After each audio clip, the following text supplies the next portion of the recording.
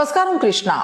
આપના ધારાસભ્ય ચૈતર વસાવાને રાજપીપળા સેશન્સ કોર્ટે 2023માં વનકર્મી પર હુમલાના કેસમાં 7 વર્ષની કેદ અને 25,000ના દંડની સજા કરી છે. હવે ચૈતર વસાવા પર આરોપ હતા કે તેમણે વન વિભાગના અધિકારીઓને ઘરે બોલાવી મારપીટ કરી હતી, ખંડણી માંગી હતી, હવામાં ફાયરિંગ કર્યું હતું.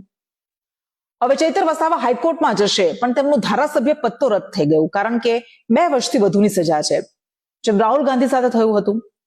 23/5/2023ના રોજ સુરતની કોર્ટે રાહુલ ગાંધીને 2019ના તેમના મોદી સરનેમ નિવેદન સંબંધિત માનહાનિના કેસમાં દોષિત ઠેરવી તેમને 2 વર્ષની જેલની સજા સંભળાવી હતી.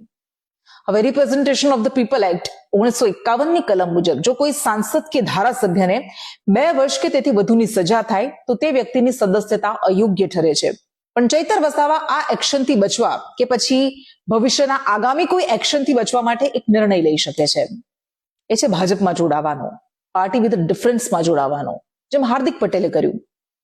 ભાજપમાં જોડાયા પછી હાર્દિક પટેલ પર લાગેલ રાજદ્રોહનો કેસ પરત ખેંચાઈ ગયો, બીજા કેસ પણ ખતમ કરી દેવાયા.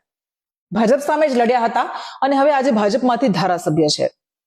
એટલે એક વોશિંગ મશીન છે જેમાં તમારા બધા જ દાગ ધોવાઈ જાય છે, સાચા હોય કે ખોટા. હિમંતા બિસ્વા શર્મા આસામના મુખ્યમંત્રી જ્યારે કોંગ્રેસમાં હતા ત્યારે 2014-15માં સરદાર ચીટફંડ કૌભાંડના આરોપ લાગ્યા હતા. ભાજપમાં આવ્યા બાદ તપાસ બંધ થઈ ગઈ.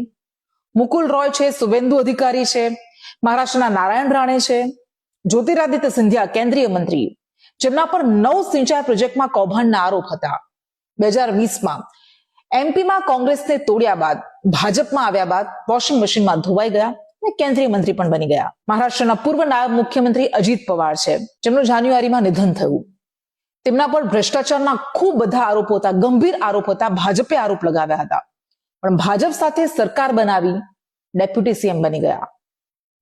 આ મામલે લોકસભા ચૂંટણી વખતે મેં ગૃહમંત્રી અમિત શાહને એક ઇન્ટરવ્યુમાં સવાલ કર્યો હતો, ત્યારે તેમણે કહ્યું હતું કે અજીત પવાર સામેના કોઈ કેસ પાછા નથી ખેંચાયા, ન્યાયપાલિકાનું કામ કરશે. કે ભારતીય જનતા પાર્ટી જે નેતાઓ પર ભ્રષ્ટાચારના આરોપ લગાવે છે, અજીત પવારથી માંડીને અશોક ચવ્હાણ, એ બધા જ નેતાઓ સાથે સત્તામાં હાથ મિલાવે છે, તો તમને નથી લાગતું કે આ વિચારધારા સાથે પછી એક રમત થાય છે? ના, અમે એમનો કોઈ કેસ કોમ્પ્રોમાઇઝ નથી કર્યો. એમના કેસો ચાલુ છે, કોર્ટનું જજમેન્ટ આવે ત્યારે અમે એની પર નિર્ણય કરીશું. હવે આ જ મુદ્દા પર 3 વર્ષ પહેલા પણ મેં એક વિડીયો બનાવ્યો હતો, જેની લિંક હું નીચે મૂકું છું, કેમ કે આવું થાય છે. સવાલ ઉઠે છે કે ભાજપમાં આવતા ડાઘ સાફ કેમ થઈ જાય છે.